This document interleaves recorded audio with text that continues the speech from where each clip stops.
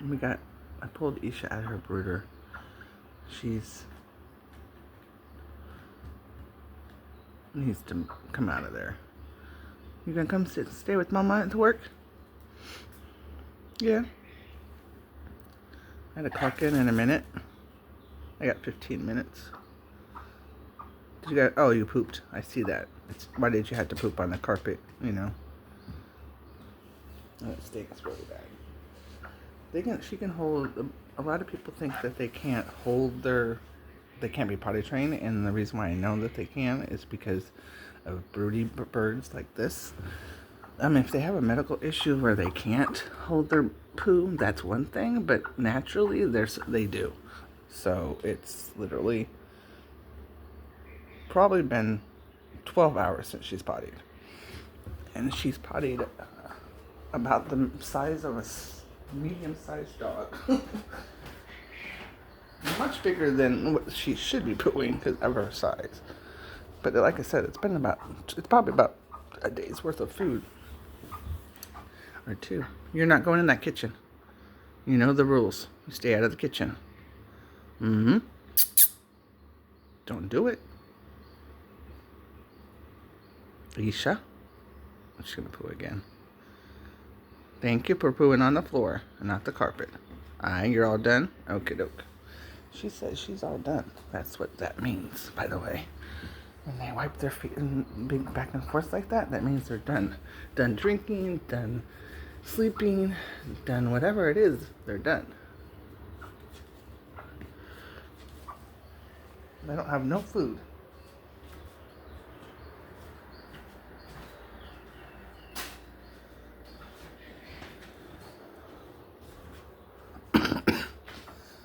We still have our little new boy up here, which looks like I have to clean after him too. He's not potty trained. I don't potty train the quail. The only thing I try to do with them is get them to not poo right in the middle of their kennel. And all I have to do is teach the OGs, the older ones, the adults, and then because I put all the babies with the adults for a period of time, even the boys.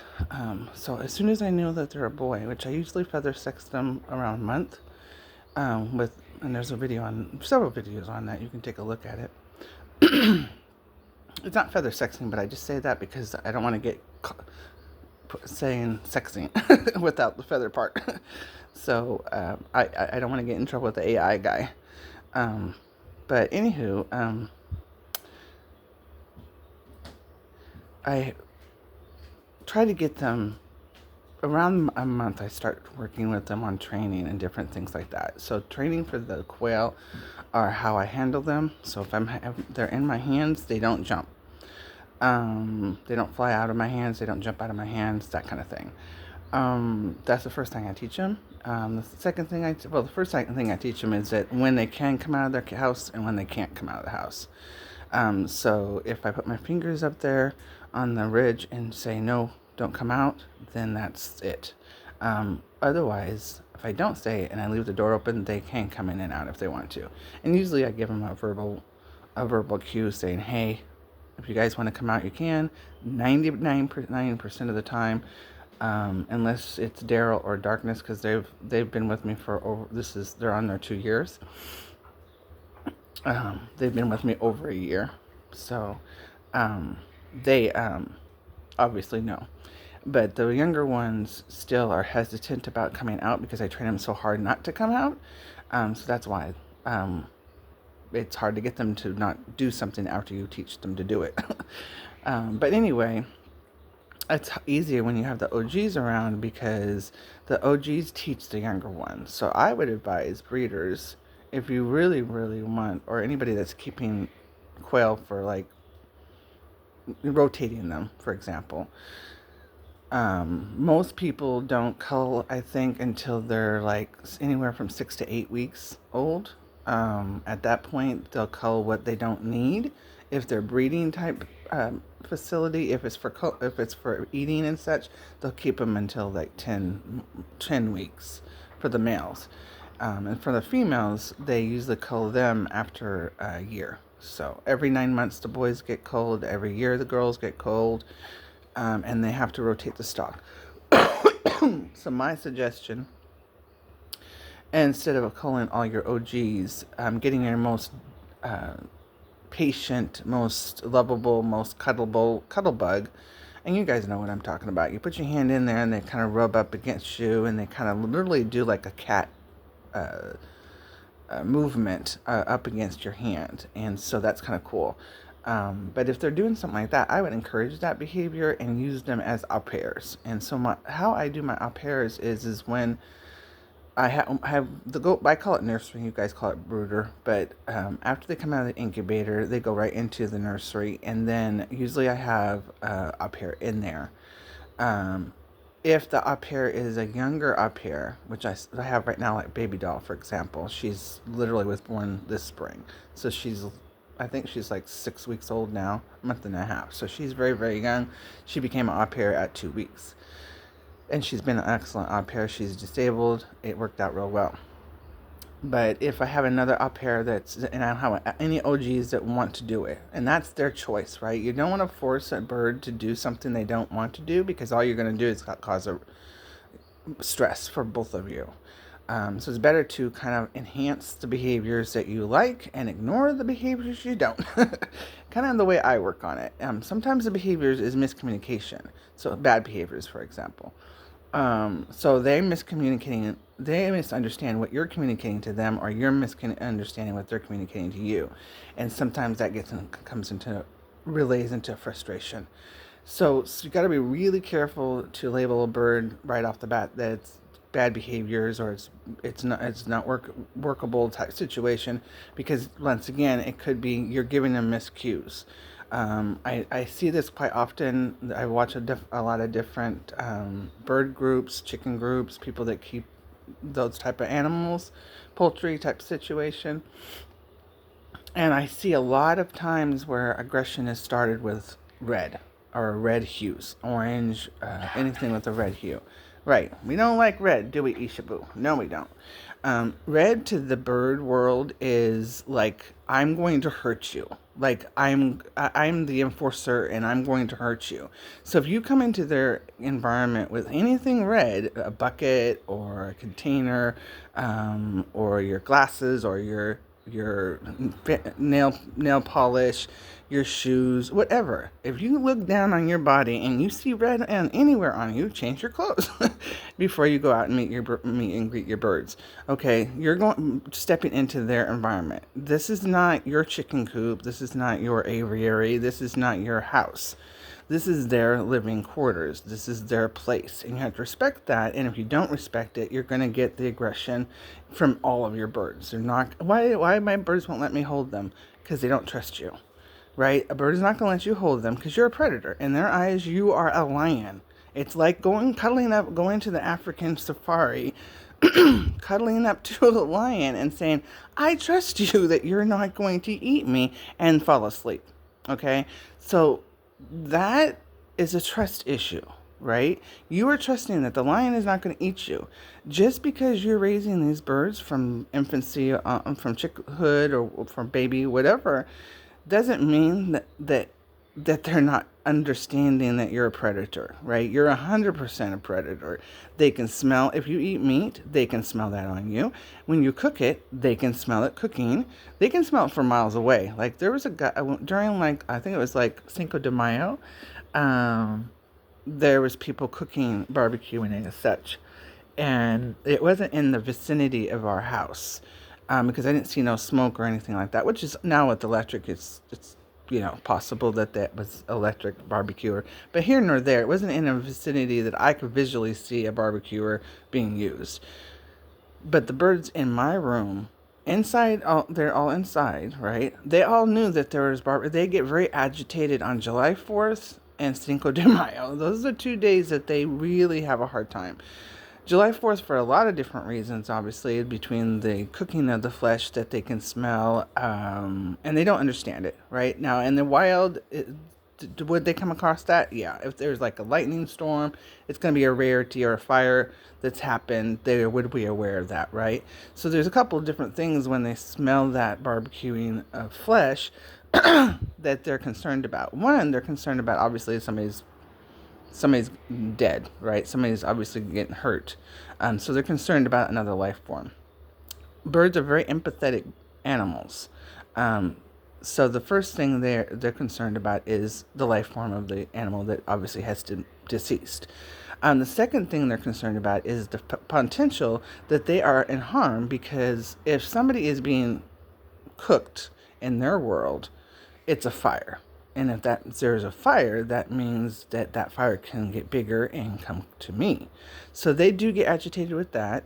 The other thing that they get agitated when people barbecue is, I mean, not barbecue, but for July 4th, it's obviously the fireworks and stuff, and the guns shooting and the people talking and the screaming and the hollering, all of that. Because we live in a suburb of a huge city. And a lot of people, when they go do fireworks, they come out here to less populated areas, although we're very heavily populated now. I know it, right? She does not like the population. We have ongoing traffic, literally, not just car traffic. We have pedestrian with dogs traffic.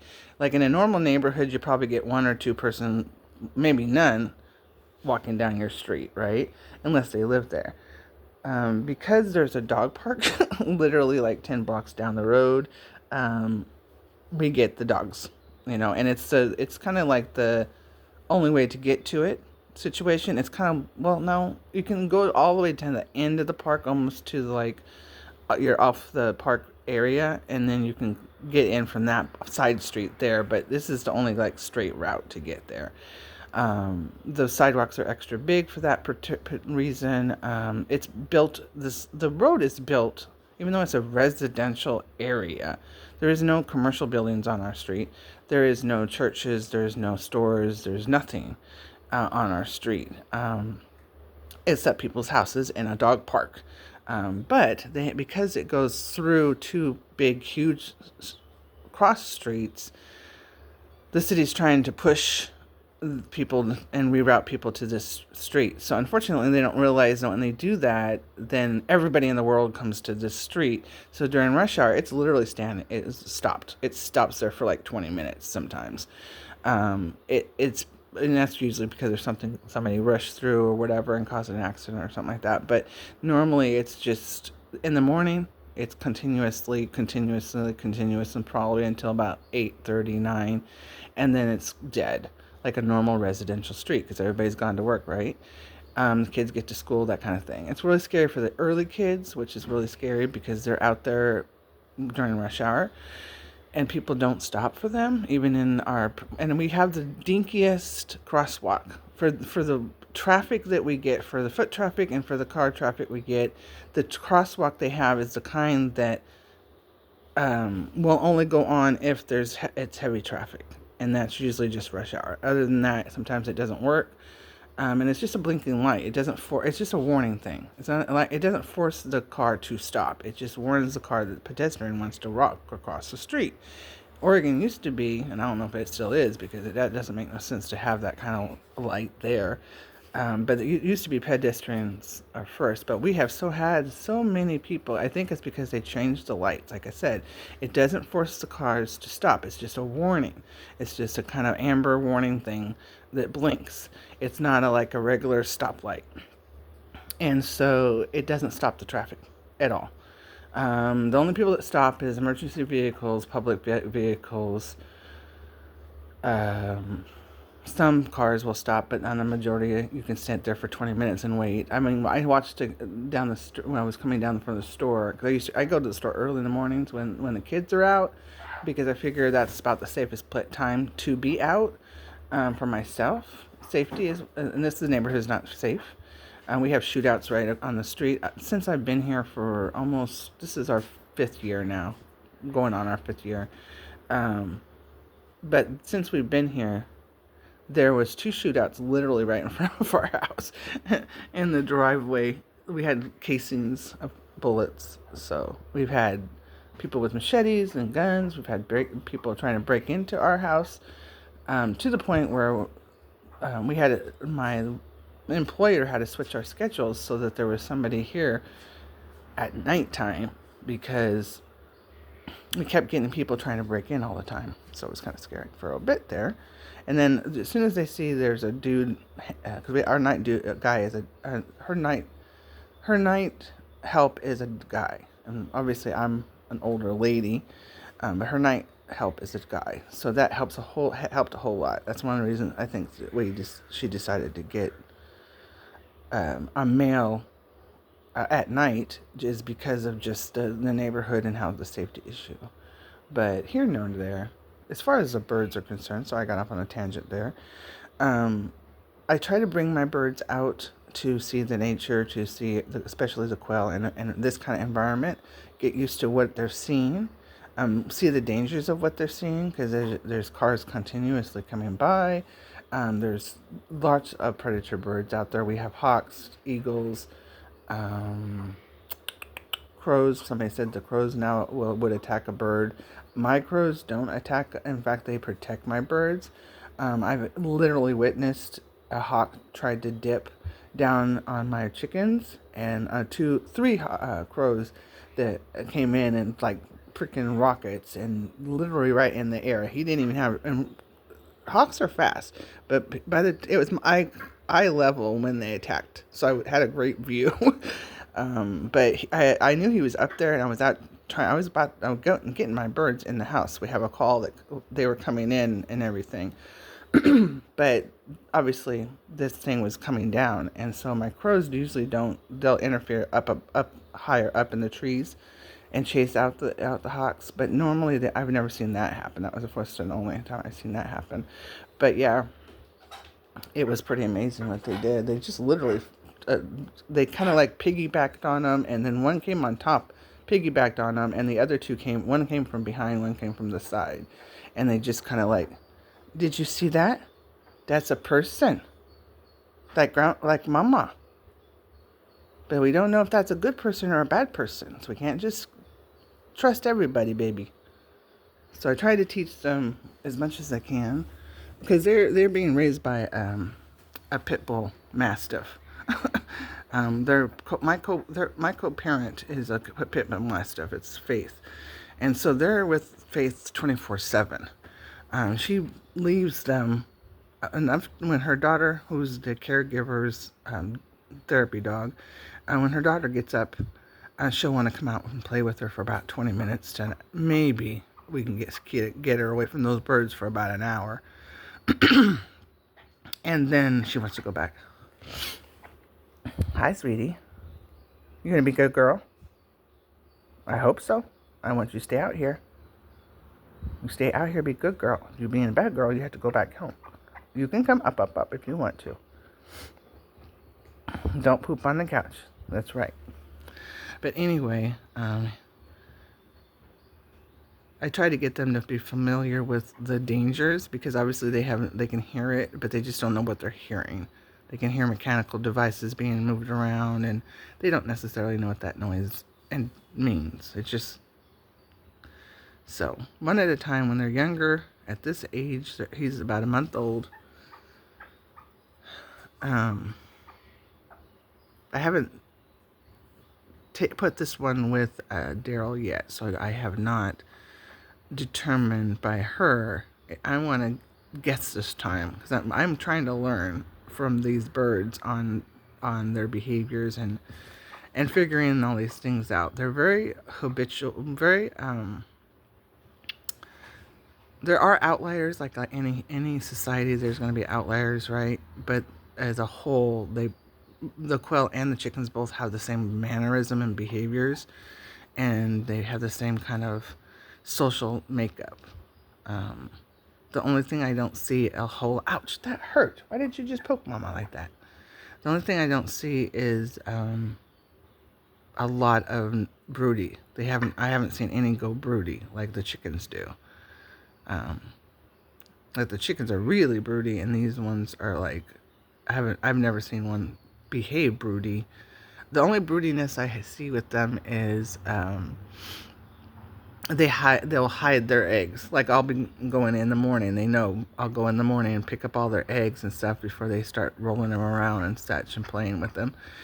Usually I try to give them tips And I don't know if they obviously hear that tips, but it's amazing that they are doing it. So like for a whole consecutive, if I put a new group of girls together, sometimes they'll stop laying, right? And then they'll go in the sink again and start laying again.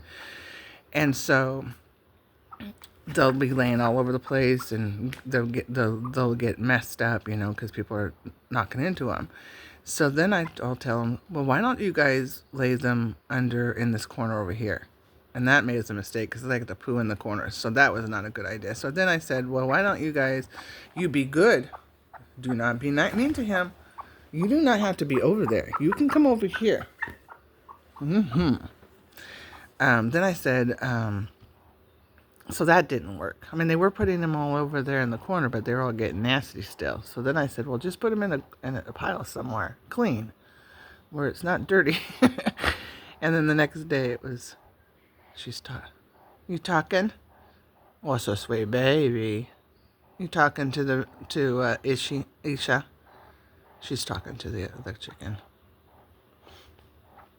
She's like, I'm not gonna hurt you. Please leave me alone. Don't hurt me.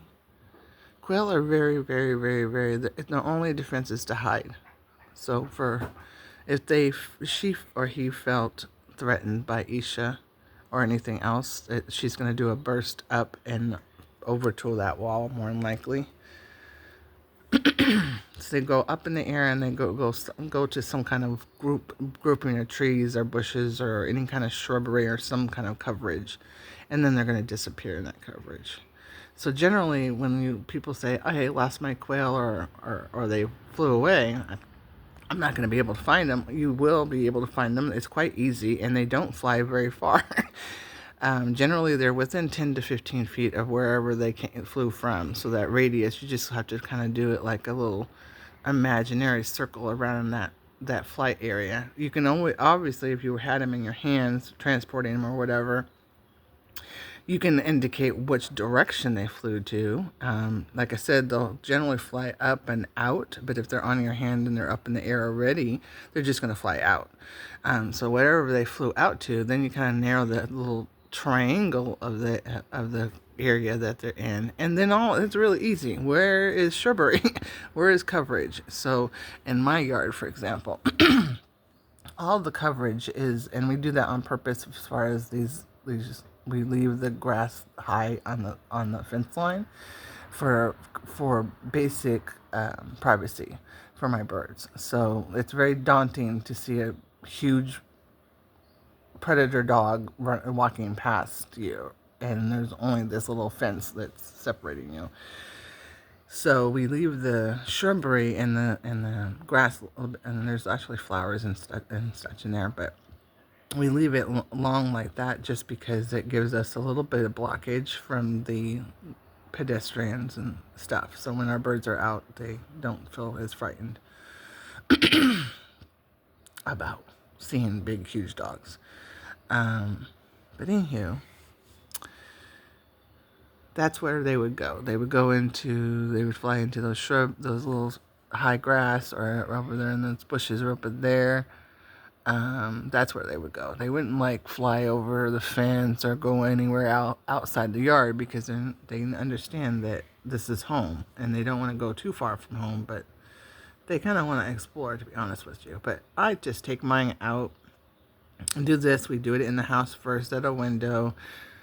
We have a big, huge tank over there, but the resident moved it over there so the birds won't use it now. They don't understand. Why haven't you bring the birds out? Because they were kind of liking it, right? She was kind of liking it, but the problem is that the only reason why they wanted to stay in that tank is because it was facing this window, which is facing all this nice, interesting information. So they said, no, we don't want to be in the tank. We'd rather just be over here on the couch so I can look out the window. And they'll stay right here, watching all day long. That's a sweet baby. I think she or he is getting a little bit of understanding. She's a little bit cocky for like the last 3 or 4 days.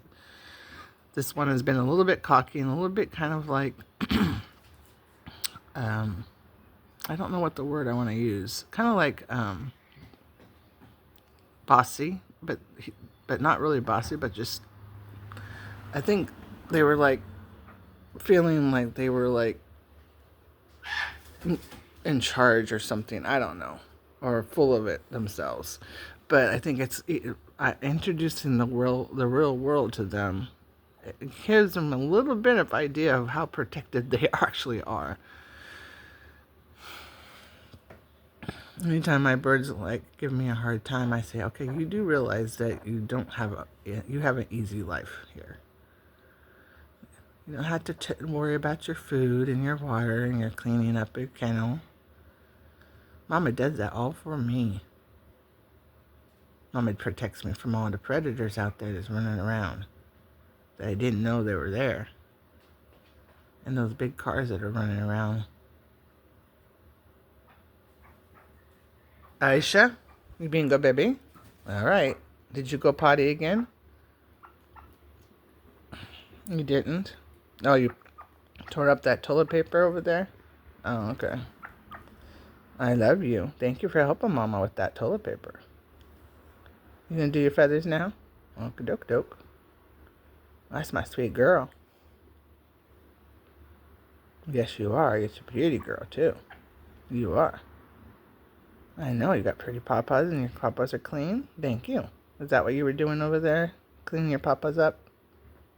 Oh, okay. He was. Usually they'll use a mop or toilet paper. Sometimes I use a little bit of toilet paper on the floor. You'll see that, and it's not because I'm being lazy or whatever. It's just because they use it to clean themselves. So if they accidentally step in something that was nasty, and then the rule of thumb is they're not allowed on the bed if they don't have clean feet. So it's kind of like a huge rule for the chickens. Oh, it's a pretty girl. You showing everybody your beautiful feathers? Let me see. I see all that pretty green in there. Mm-hmm. Now she's a mixture of blue Cochin, Frizzle, which is her mom. And Liz is the parent to all my second gens. But she's got the coloring of her dad, which is a New England Bantam, and she is about a little bit bigger than, actually she is bigger than her dad. Oh, I know it. And if you saw her belly, that's called a broody belly. You want to show me your belly again? I'm going to show me your belly. Come here. Nobody knows what that looks like. I know. Come up here and stand on my hand. I'm just going to blow on it. I can't blow. Nope, I am not good at it. But anyway, if you blow at their belly, you can see that there's feathers missing. And that's called a brooding chicken. It just means that they're ready to sit on eggs and hatch them because they have to have their feathers pulled. But they can stop themselves from laying eggs as well, and what she has done. I don't care because I don't eat them and we're not having babies, right? No babies, Isha? Now her moms, Izzy and Lizzie, one mom is her actual bio mom and the other one is her foster mom. I know. But anyway, both of them, Lizzie has done it multiple times, which is why we have snickerdoodles. But they sneak their eggs under her, and then they want her to sit on there and hatch them out. So Izzy's doing that right now. Lizzie's done. She's got snickerdoodle me with those two little babies. There's many videos on it. There's actually videos on it when I figured it out. Because they hoodwinked me. So what I'm doing now is I'm keeping Isha away from her mom, Izzy. Because we are not having any sneaky babies. We're not having no more babies, Isha Boo. Now the girls, the girl Izzy and the OGs, Izzy and Lizzie, they will just basically bully her until she's broody. So it's not like they have a choice. So what they do is they take the youngest of the group, the healthiest, the youngest, and they'll basically bully them. And so when you see them bullying a bird, it's usually because they're telling them either the bird is a mean bird and the head hen. You got to know who your head hen is, right? So if you don't know who your head hen is, there's a problem with that. So you got to know who your head hen is. Generally, that's the first one that eats. So that's usually a good indication that your head hen. You do not want to penalize her for anything. The only time I ever penalize my head hens for, or my queens, which I call them, is when they're stopping them from eating like forever. Like they won't let them eat all day long. So that's the only thing they're not allowed. They're not allowed to draw blood. They're not allowed to take feathers, which is what we call taking feathers. They can do anything else up to that point. So I do have limitations on that, but if you don't have boundaries with your birds and you don't have rules with them and you don't establish training with them, then they're going to do the full reign, which is they'll pull feathers, they'll what they call scalp them, which is basically taking the feathers all the way down to the first layer of skin. Generally there's two reasons they're doing it. One is because the bird that's getting abused or hurt or bullied, if whatever you want to call it. It's not really bullying because it's a hierarchy. It's no different than our police taking down a person that just stabbed somebody, for example. So that's her job. Her job is to take down the bird that just, and so if that bird is sneakily doing it, and a lot of people don't realize is birds are sneaky. They're underhanded, sneaky, they plot, they strategically do things. I'm taking this out from under her butt. So they're very, very smart, and they understand. They can pre-plan. You guys, Izzy and Lizzie had Lizzie had a child like when she was this age, and her sister Lizzie unlived that child right in front of everybody, like literally right in my hands. And for a year, continuously for a year, she punished her every single day. I did not interfere with that because that would be the norm. Now, I was curious to see when it was going to stop, right? Because at some point, it's going to stop or it's not, right? And it was almost to the day that she unlived her child that she finally stopped. Now, she will discipline her still because Lizzie is the queen. She will discipline Izzy if Izzy's doing something outrageous or whatever, but she doesn't kick her off the bed anymore. She doesn't tell her she can't eat any drink anymore, but that's what she did. She kicked her off the bed. She was not allowed on the bed for a year. She was not, she would kick her away from the food and the drink and stuff like that. She just made her life miserable. She did pull feathers for, I think it was like 2 or 3 times, and then finally I just had a little sit down talk with her and said, no, we're not doing that. And so I told Lizzie, hey, you can't be pulling her feathers. I understand that you're punishing her, but you're not punishing her this way because this is mom's rules. Because it's always established. They're not allowed to do that. If they start doing that to each other, whoever is pulling the feathers, I know it, they get in timeout. And then all it basically is a timeout in the kennel by themselves. And, sometimes it's 10 minutes. And it depends on the offense and how bad it was. That kind of thing. Like, after a little bit passed, I think it was literally the day after, and I knew that was going to happen because Izzy's going to try to take over, because she's very, very, very violent. She's unlived many quail babies on accident, and she, like I said, she's just not safe as a queen. But she's very ferocious. I mean, she's very protective. She's very ferocious, but she doesn't make good choices. And so she's obviously not queen material, but my birds are souls equal to mine. So it's not my place to play God. And so we just discipline her if she needs it. So she, like I said, the day after a little bit passed away, she went after snickerdoodles. Now, Doodle can fly. Doodle is a blue Cochin silky mix, so he's a satin, or she's a satin. I haven't DNA tested her yet. She's acting like a girl. It's hard to tell with silky and satins because they don't have the same feather type that boys for almost 2 years. So it's going to be hard. So I have a DNA test I've already paid for. I just haven't done it because I don't really want to know. But anyway, here nor there, she can fly because she has regular feathers. Now her sister, which is Snickers, is cooch and silky as well, but she looks just like her mom, identical. She's black, all black, but she looks just like her mom. She's a frizzle and she can't fly. Frizzles can't fly because their wings are backwards, and so they don't have the wings type of feathering to be able to fly. They have the structure, the body structure of it, of the wing. The wing works fine. Yeah, that would be something in the kitchen, and we're not going in the kitchen. Anyway, so she can't fly, and so she got a hold of Snickers because she just pinned her. I know it. And then she just took a whole, it was a handful of feathers that she took off of her. She didn't do any injury, which is good because that would have got her in big trouble with all the rest of the birds. But yeah, there was an uproar. I go in there and all the girl, Isha's throwing a fit and Lizzie's throwing a fit and Snickers is in the corner and I know it. And all the boys are doing their warning call. That Izzy's being bad girl.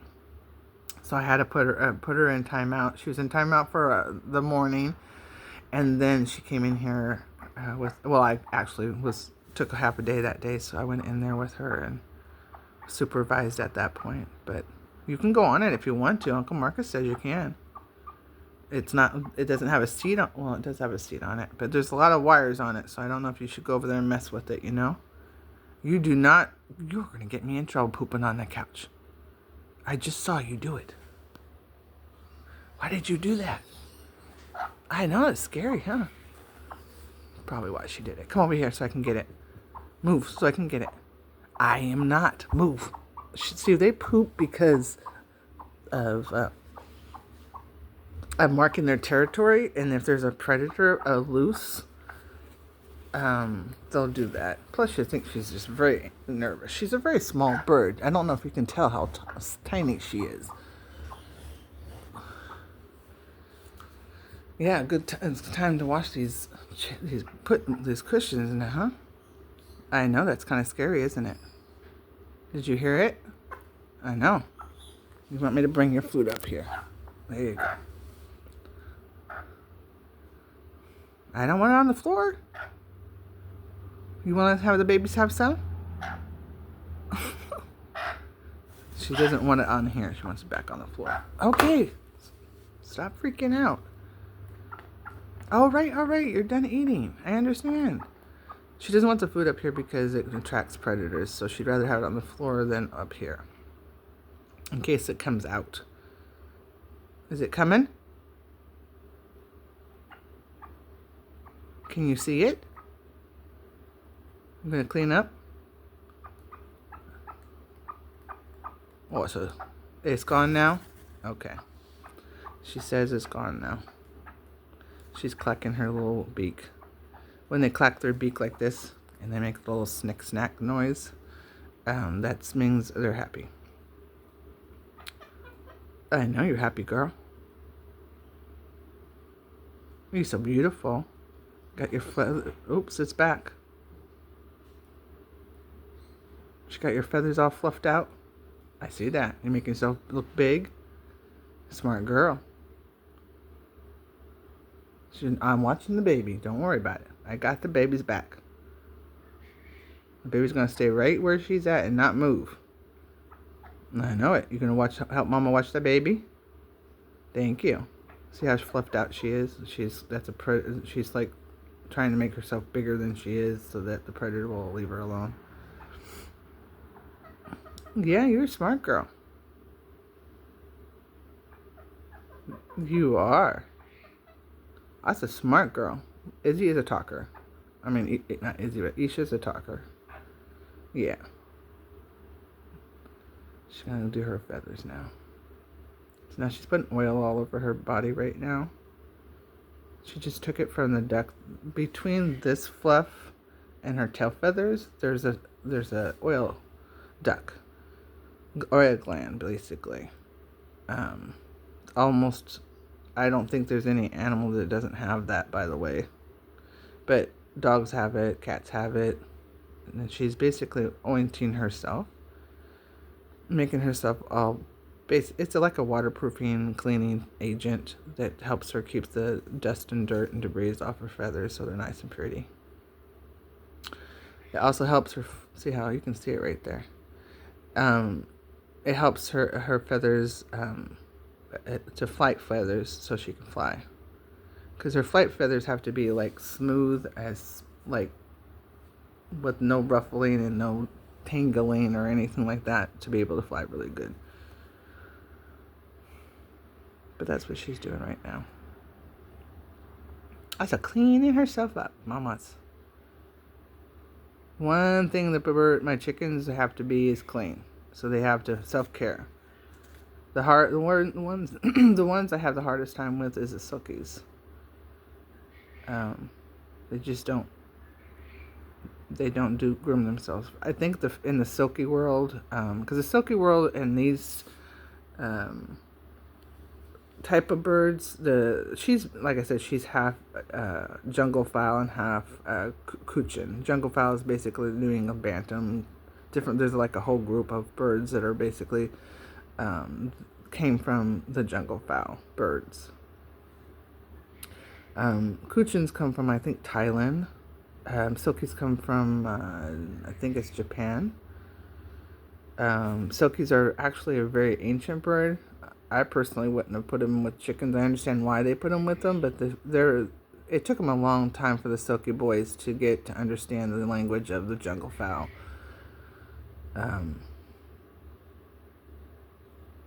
Almost like 2 years, because they just don't care to like each other very much. They fight all the time.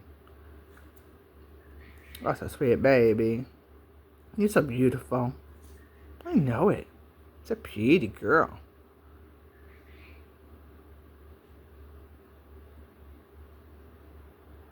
But Isha's got her Lizzie's face. She's got some of the blue is in there with her. And then she's got her dad's black and green. And now with the New England bantam, which is jungle fowl birds, the females are very plain Jane. They're very browns, light browns, dark browns, tans, neutral colors. They don't have the greens and the blues or anything like that on them, or the reds or anything like that.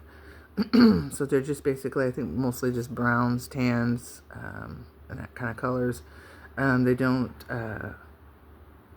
generally have, like you can see on the back of her neck, she has those white stripings on the neck.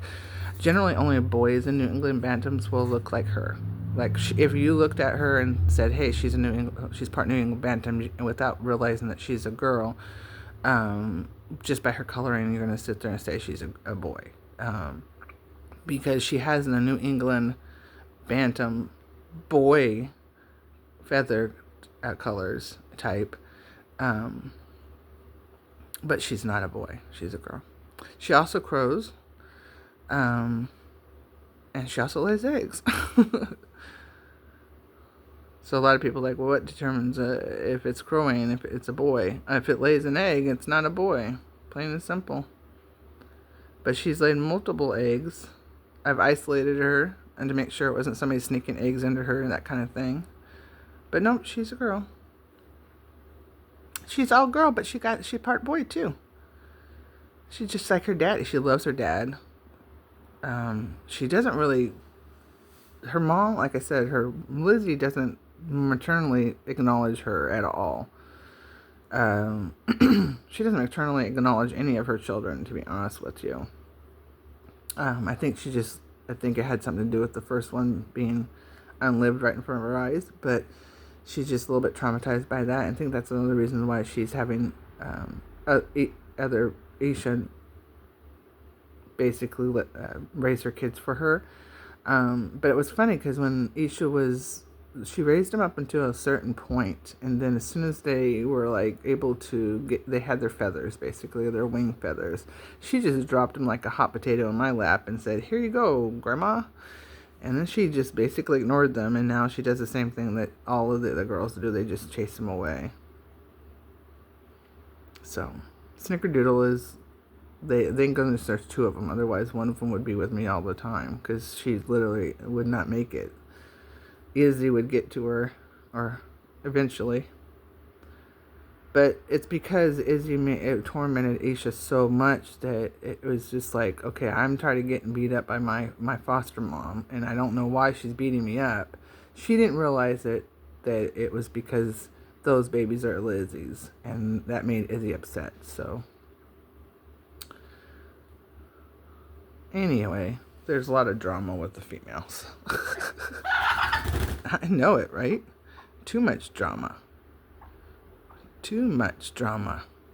Isha said, I'm going to stick out of it. So she just said, I'm going to go broody. I'm going to sit in this broody box, and Mom was going to make sure I get fed and drink. Because she's been broody twice now. This is her second time being broody. And obviously Snickerdoodles, she was broody with her. She sat on them the whole time and hid them from me.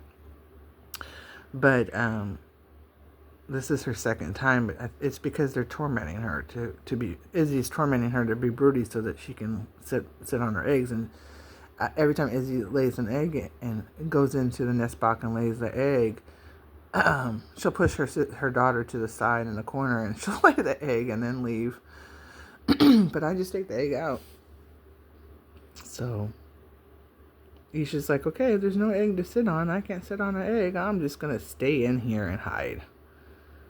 So I told her she's not going to be sitting in that box all summer long. So she's coming out with Mama in the house. And as long as she doesn't make a whole bunch of noise or mess with Mama's loves, then she can stay out with Mama all day. And go outside when the dogs get up. That's the one good thing about it. It's so funny because when the resident dog gets up to go potty, or gets up for the day, basically, I go get Faith, and they go out to play together and stuff. And here comes Izzy, will come trooping out of there, just like one of the dogs, and it cracks them up every time. She's like just like one of the dogs, but she's the same age as I had her. Actually, she's about 2. We had her 2 weeks before Faith had Keaton, so they're Izzy and Lizzie and Keaton are exactly the same age. So Izzy and Lizzie being chickens, and Keaton being a pit bull. Hi, sweetie. You're doing so good. I'm very proud of you. You can go in the tank if you want to. You're good right there? Okay. Don't go on the floor. You gotta stay in a safe place. If you go off of here and then go in an unsafe place, the mom's going to put you in a safe place, okay? All right. I'm going to let you guys go because I'm just going to keep rambling on. But usually I have daily videos, and we talk about the behaviors of birds. If there's anybody who have a specific question or problem with your birds, let me know, and we can talk about it. You have a great day. Bye.